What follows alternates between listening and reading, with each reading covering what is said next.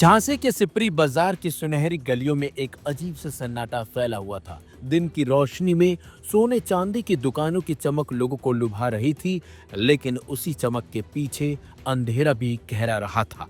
पिछले महीनों में नकाबपोश ग्राहकों की आड़ में हुई चोरी की घटनाओं ने व्यापारियों की नींद उड़ा दी थी। अलार्म, सीसीटीवी और सुरक्षा तंत्र सब मौजूद थे, लेकिन हर बार अपराधी अपनी पहचान छिपाकर वारदात को अंजाम देकर आसानी से निकल जाता था। कई बार फुटेज खंगालने के बावजूद चेहरे की पहचान संभव नहीं हो पाई और यही रहस्य व्यापार मंडल के लिए चिंता का सबसे बड़ा कारण बन गया था। आखिरकार मंडल ने एक बड़ा और सख्त निर्णय लेने का फैसला किया। अध्यक्ष उदय सोनी ने एक बैठक में स्पष्ट शब्दों में कहा, अब कोई भी नकाबपोश ग्राहक हमारे यहाँ जेवर नहीं खरीद सकेगा, चाहे बुर्का हो या घूंघट।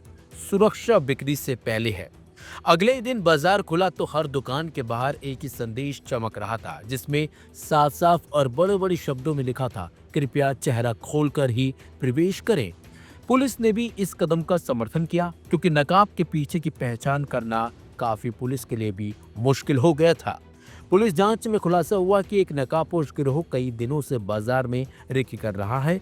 नए नियम ने उनकी चाल को नाकाम अब कर दिया है। अब सिपरी बाजार की गलियों में वही चमक थी, लेकिन हर चेहरे पर एक नया अलर्ट था। ग्राहक आते हैं, चेहरा दिखाते हैं, जेवर देखते हैं और व्यापारी चैन की सांस लेते हैं। हम लोग जो आजकल हम लोगों ने एक मुहिम चलाई है सीपरी सराफा व्यापार मंडल ने कि जो भी लोग हमारे यहाँ खरीदारी करने आएंगे सीपरी सराफा व्यापार मंडल में, उनसे एक विशेष अनुरोध किया गया है ग्राहकों से अनुरोध है कि कृपया वो दुकान के अंदर चेहरा खुला रखकर ही खरीदारी करें।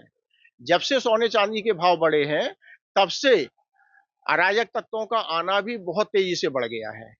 और जो अराजक तत्व होते हैं वो अगर किसी दूसरी दुकानों पर जाते हैं, कपड़े की दुकान पर जाते हैं, किराने की दुकान पे जाते हैं, जूते चप्पल की दुकान पर जाते हैं या कॉस्मेटिक की दुकान पर जाते हैं, तो वो अगर चोरी करते हैं तो 100, 200, 500, 1000, 10,000 की चोरी कर पाते हैं।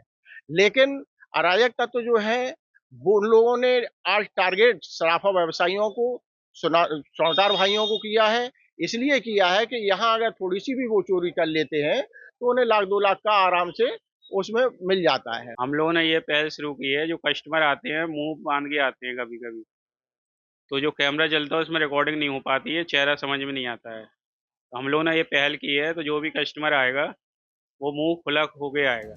अब इस पर ग्राहकों का क्या कुछ कहना है, वो भी सुनिए।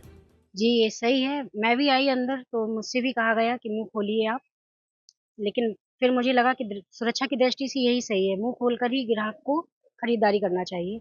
सच यही था कि अब रहस्य और डर के बीच सबसे बड़ी ताकत थी पहचान, और यही पहचान उस अपराध की कहानी को अधूरा छोड़ गई।